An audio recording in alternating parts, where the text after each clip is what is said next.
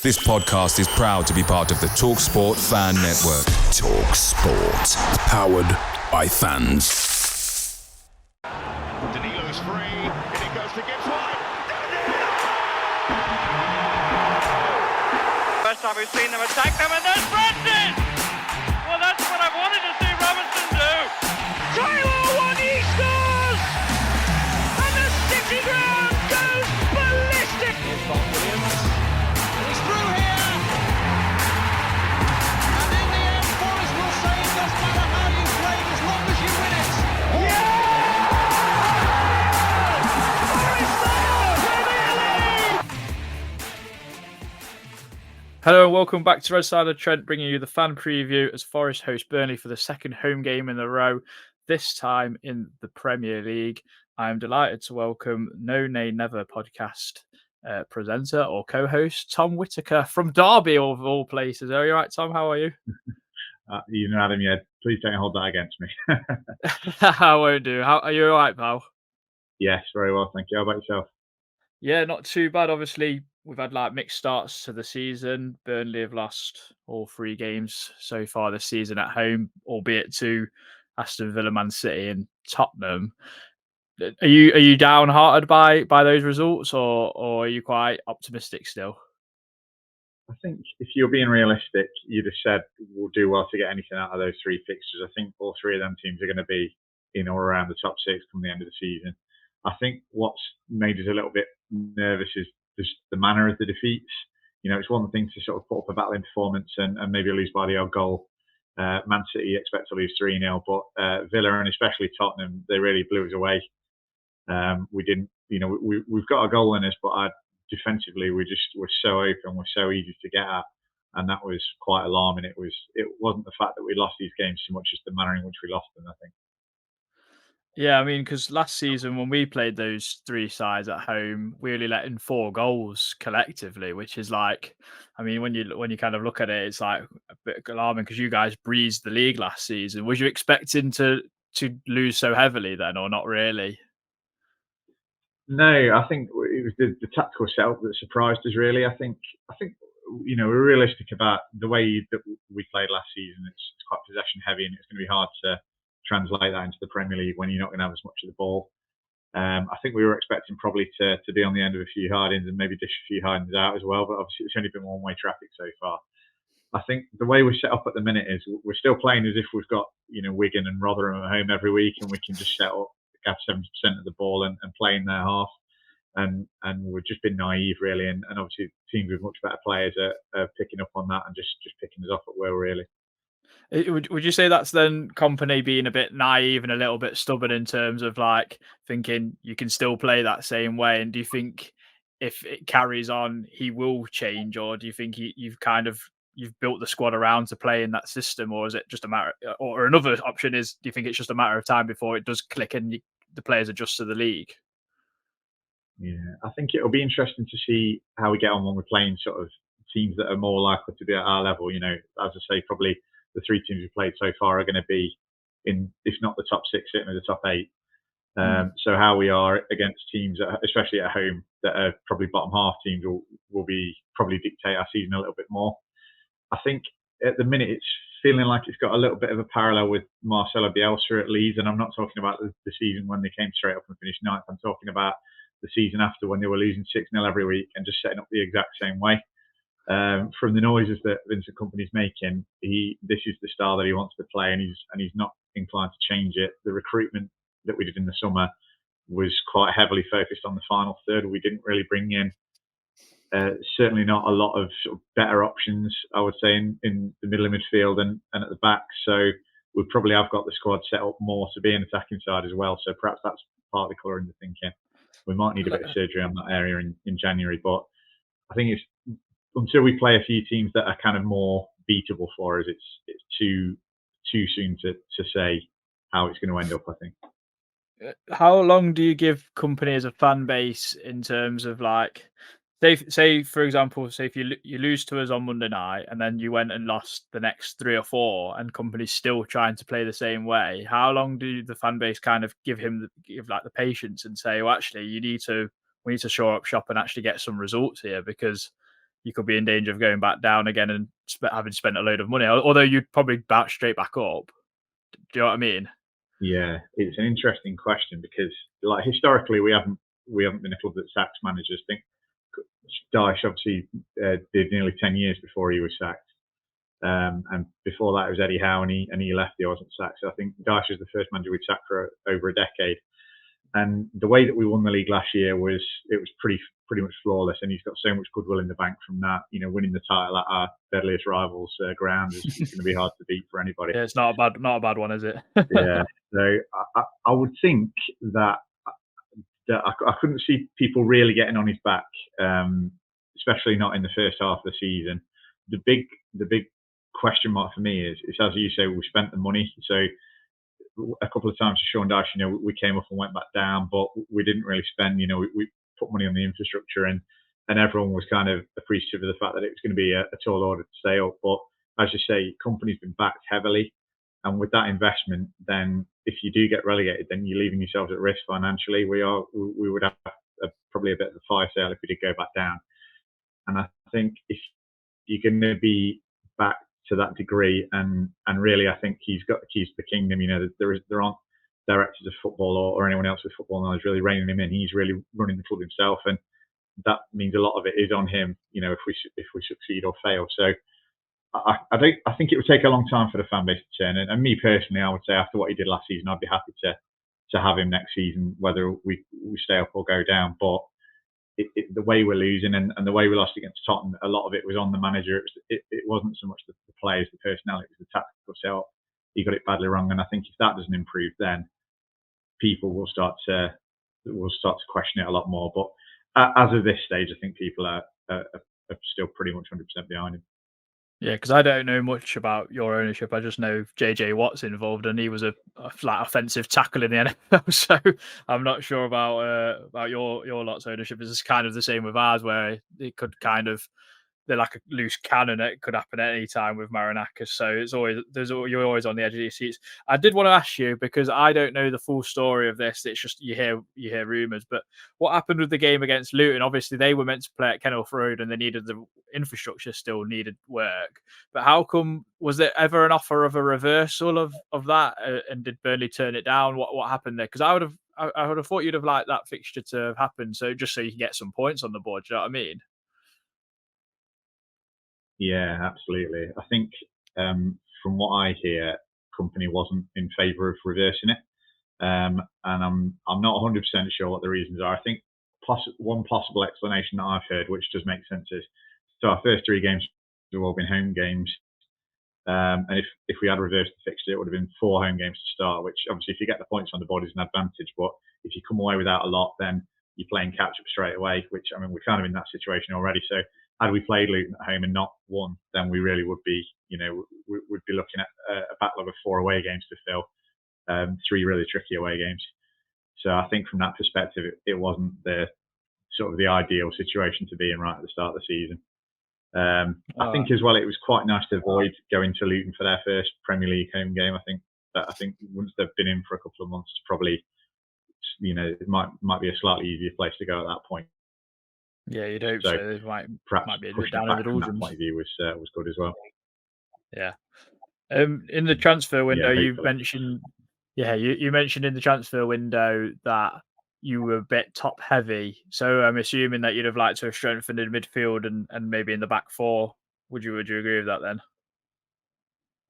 Yeah, absolutely. So we brought in Sander Berge from Sheffield United in midfield, and the size of him is, you know, he's a big strapping lad, and I think we were kind of expecting him to be a bit more of a destroyer. But you saw in the League Cup game, you know, he's a great run. He beat a couple of players and set up our goal, but that's his strength. But defensively, he's not really looked up to scratch, and we're really lacking in 2 key positions at the back. It's defensive midfield, and we haven't really signed anyone to sit alongside Josh Cullen, and the fact that he's there on his own is leaving us quite exposed in midfield. And then the other problem is we don't have a left back. We had Ian Matson playing there last year on loan from Chelsea. He's kind of around the first team now, so we did bid for him to come back, but he's elected to stay at Chelsea and fight for his place, which is fair enough. But we didn't appear to have any backup options. So at the minute, the only left back at the club is Charlie Taylor. He's a kind of a defensively minded player. He's played a lot. He's 4 or 5 years in the Premier League for us. He's quite well liked by the supporters, but he's not a Vincent Kompany player. He's not great with the ball at his feet. He's more of a Sean Dyche defender, and Kompany's kind of made it clear that he doesn't fancy him and he's not going to play him. So we're in this weird position where we've got one left back at the club. The manager won't play him, and so we're kind of putting square pegs in round holes there at the minute. And it really showed against Tottenham. We had our right back at left back, we had a centre half at right back, and they were just getting pulled from pillar to post. So I'm hoping that he might swallow his pride and perhaps give Taylor a bit of a chance at left back, but I'll be surprised if he does, to be honest. Was you a bit alarmed by the lack of experience brought into the club, or does that not really matter to you, do you think? I think probably if you'd have asked me this time last year, I would have said we could do with a bit more experience. But the signings that he made last year, he obviously knows the Belgian market really well. That's where we've done a lot of our shopping in, and the players that he brought in last year were all fantastic. So I think we're all kind of inclined to trust him, even if the players that we're bringing in are young and do lack of a bit of experience. He can pick out quality, and especially in the forward areas, he's signed us a lot of quality players. So that doesn't alarm me too much. I think probably a bit of a worry from the first few games is a lot of the kind of players who've been in the Premier League in the past or were our more experienced players last year seem to have been sidelined for some of these new players. So I mentioned Taylor earlier, and there's Josh Brownhill as well, who's played in the Premier League for us previously, who's not been starting the first couple of games. And a goalie that I'm sure you'll remember, perhaps not so fondly, Arinet Muric. He was our number one last season. He, as you probably know, he's not always the most convincing, but he got better and better as the season went on last year, and yet he's been sidelined in favour of James Trafford, who we've paid a lot for from Man City, but he's never played above League One level. And while he's not really been at fault for the goals we've been conceding, he doesn't look 100% convincing either. So there's quite a few rumblings among the fan base at the minute, hoping just to get one or two of those players, not necessarily vastly experienced players, but players who were in the team last season, players who know the system a little bit better, and players who perhaps played under Sean Dyche in the Premier League as well, just to come back in. So we have got those options in the squad, but they're just not really being used at the minute. Yeah, I mean, I thought someone like Ashley Barnes would have definitely stayed about just because of his know-how and knowing the league. Not even to really necessarily play, but just be part of that dressing room and someone that you can bring on, and you know what you're going to get from Ashley Barnes. At least that's what I would have thought you'd have done. I mean, we could have done with that sort of, but I know we bought players in from like Bundesliga, Serie A, and wherever, God knows. You know, it was a big list of players. But I know you mentioned your style of play. You obviously want to keep the ball and you're quite high pressing, but does that worry you, obviously, after watching those? I know we've mentioned the first 3 games, but does it worry you that maybe later down the line, and Kompany's still in charge, that you maybe the personnel you can't kind of refer to being solid and being a bit more like harder to break down as such? Does that kind of worry you? Yeah, at the minute it does massively, and I think we really need to address it in January. I think the noises from the club were that they were trying to get a left back in, so they're aware that that's a deficient area. What we really need is a sit-in midfielder, someone like Danilo for you know, someone who just gets the foot on it, sprays it about, breaks the play up. We need that kind of player, and we've got Cullen in there at the minute who's very good, but he's quite lightweight, he's quite small, and he needs someone alongside him just to help him out. And there's not really an obvious player you can bring in. We've got maybe Jack Cork or Josh Brownhill who've kind of done that job in the past, but they're not quite on the level of Cullen. So yeah, it is a worry. I don't think the way that we've built the squad this year, I don't think we have that much flexibility. So we're kind of putting all our eggs in one basket in terms of plan A and hoping it comes good. And obviously so far it hasn't. So yeah, it is a worry for sure.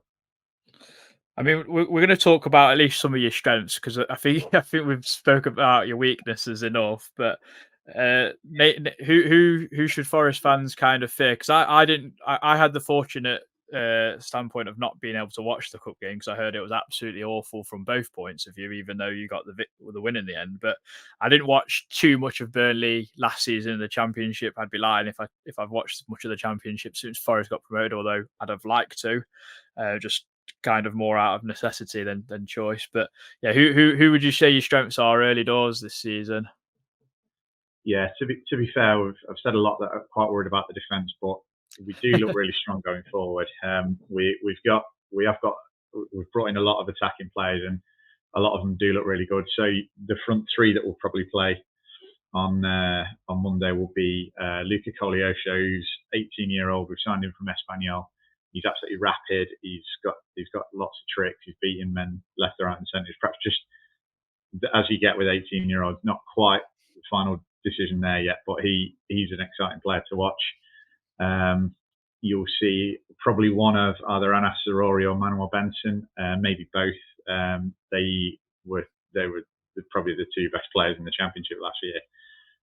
Fantastic wingers. Manuel Benson, Arjen Robben cuts inside on his left and scores the exact same goal every week. Manuel Benson was our Arjen Robben. He must have scored 7 or 8 where he just cut inside and put it in the top corner, including the goal that won us the title. So it'll be nice to see him get a few more minutes. He's kind of been in and out of the team so far this season. And Lyle Foster is the other one. So we signed him in January from Belgium, surprisingly, the South African striker. He looked absolutely dreadful actually in the Championship. He looked well off the pace. But since he came back in the summer, he's clearly been in the gym. He looks like a different player. He's already scored twice. Took his goals really well against Villa and Tottenham. And I think we do have a goal threat. So that the one positive is if we can stay in the game. If we can kind of tighten up a little bit at the back, we will hurt teams going forward. And we did look like we had goals in us against Villa and Spurs. And obviously the way we're set up, we should do really. But yeah, I think if it's difficult to take too much from that League Cup game. But Forest, to me, did seem to set up quite defensively. And I think if they don't kind of go for the jugular, then we will have options to break you down and hurt you a little bit, I think.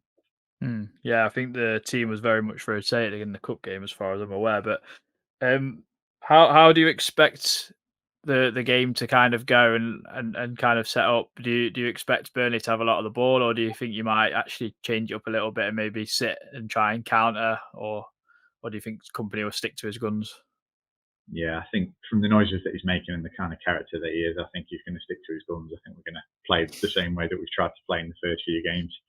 Whether that goes well or doesn't go well, I'm not sure. I think, no disrespect to Forest, because I think you've got a good side, and I think you'll be more comfortable than you were last season. But obviously, it probably will be a bottom half team as opposed to the level of the teams that we've played so far. So I think it will be quite interesting to see how our style is against probably a more winnable opponent, a more beatable opponent. Sorry. And then the other thing is as well, it's our first away game in the Prem. The first 3 have been at home, so it does make you wonder like how these tactics will kind of translate away. Because I think we have got a lot of pace up there, we've got a lot of skill up there, and I think it might suit a more counter-attacking style, which is a bit easier to play on the road. So I'm probably just trying to convince myself there that it's going to be better than the first 3 games, because I don't think it's going to change much. But yeah, I'm hoping that it probably translates a little bit better into this fixture than it has in the first 3 so far. We can't both play counter attack. It'd be like that Spider-Man meme, weren't it? Where trying to pointing at each other, isn't it? But how do you think you were set up? Like, I know you play normally a 4-2-2, don't you? Generally, but I mean, you've been playing, like you say, you've been playing square pegs and round holes and that sort of thing. But how would you see yourself setting up and that? Yeah, so it's funny actually, because in the Championship we're actually set up a bit more defensively than we have been so far this season. We've got so many attackers. So it was 4 at the back, and this season we've mostly played 4 at the back. We went to 3 at the back against Spurs for the start of the second half, and we looked worse defensively playing that. So I don't think we'll see that again. So it'll be 4 at the back. So in the Championship we probably had 2 wingers, sort of a number 10 striker, and then a couple of midfielders buzzing around them. But we've kind of had 1 sitter, and we've had a number 9 and a number 10 in the first 3 Premier League games. And I think it's probably just to shoehorn in the personnel as much as anything else. But I can't see us changing that setup. So it'll be kind of a 4-2-4 almost.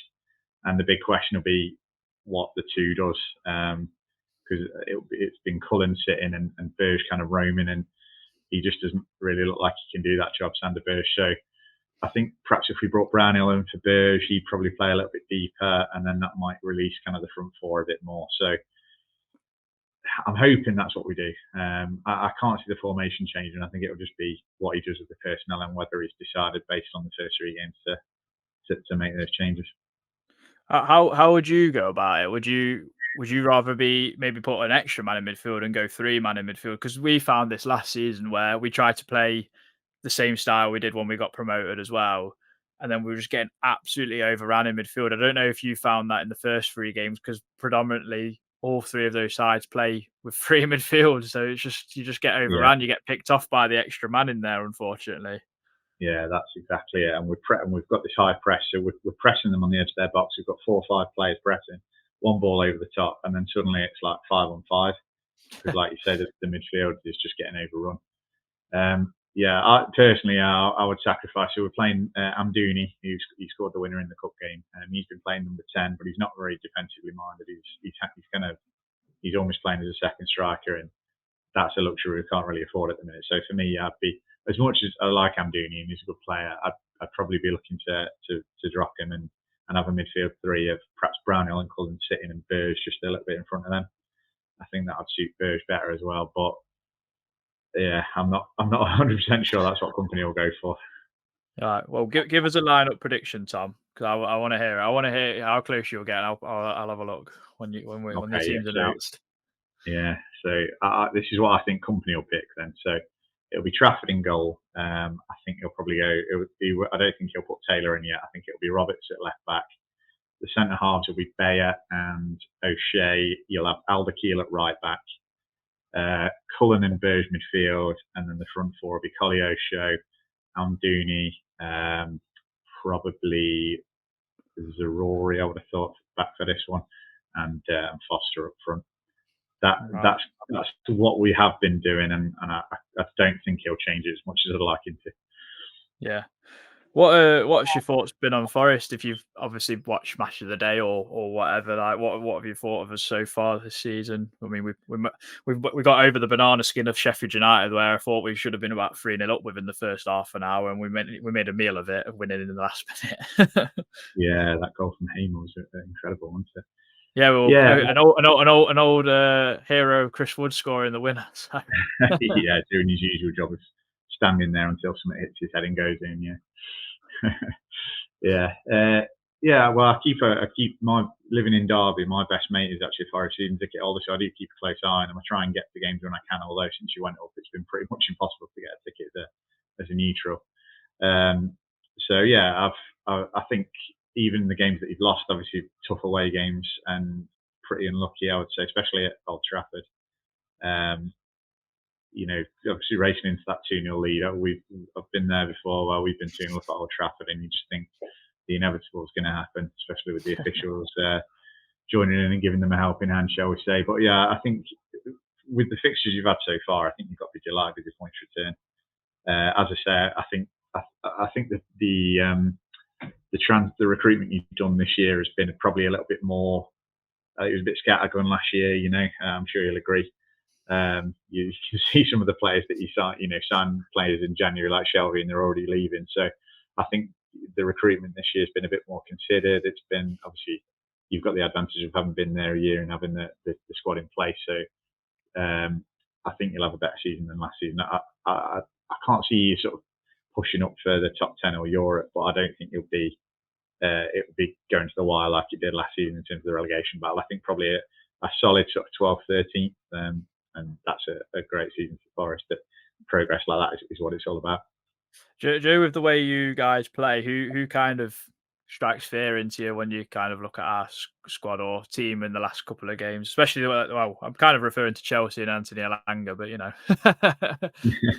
Yeah, it will be those wide areas where we'll struggle at. The League Cup game, you brought Brennan Johnson, and obviously he's left now. Brennan Johnson and Morgan Gibbs-White, and they were just getting around behind us at will. And then Elanga will be doing that job that Johnson was doing, I imagine. So it's those two kind of the pacey wide men, just because of the way we set up. There's no protection from the midfield. The fullbacks are both out of position.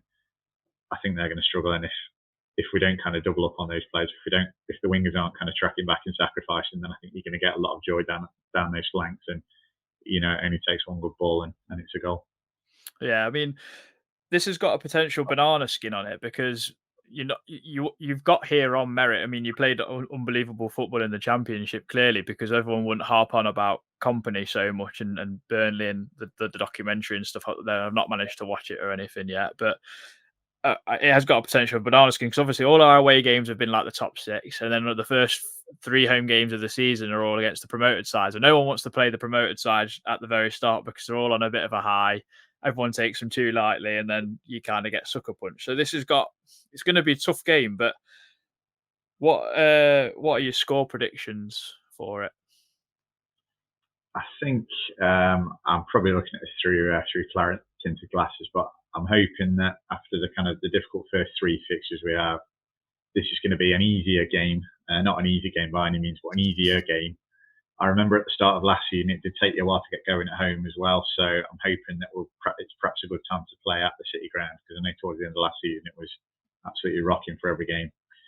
So with that in mind, I'll be more than happy with a draw. If it's 1 apiece, something like that, and we can come away with a first point on the board, I'll be delighted with that. We bundled a 1-0 win against West Ham. I'll find you. I think you know this. Tyra won you off his knee. I mean, what more do you want at home when you get absolutely battered by West Ham pretty much for 80 minutes of the game? Thank you very much, Tom. I mean, I'm unsure how we're going to line up on Monday because Danilo walked off injured against Chelsea. Elanga might have picked up a knock international for Sweden. Obviously, we've signed Ibrahim Sangare from PSV, so it's kind of like, do you chuck him in straight away? Hudson-Odoi as well. So we've got plenty of options. So I couldn't even tell you a lineup prediction myself, to be honest. I probably imagine we'll keep the same formation, and maybe if Burnley are going to have a load of the ball, we'll probably play on the counter at home, which I don't know if many fans will appreciate that, to be honest. I think we'd like to be a bit more on the front foot, but thank you for joining us on the pod. Where can anyone check out your guys' podcast, YouTube channel, etc.? Yeah, lovely. So it's No Nay Never, the classic Burnley chant. So it's at No Nay Never on Twitter, and you'll get all the links on there to download the podcast. We're on YouTube as well. Just search for No Nay Never on there and you'll find us. Lovely. Nice one. Cheers, Tom. Thanks for joining us. Stuff. Thanks very much, Adam. And apart from Monday, best of luck for the season. I mean, yeah, I'm not going to wish you good luck because I wouldn't mean it either. Cheers. Cheers. Thanks very much. This podcast is proud to be part of the TalkSport Fan Network. TalkSport. Powered by fans.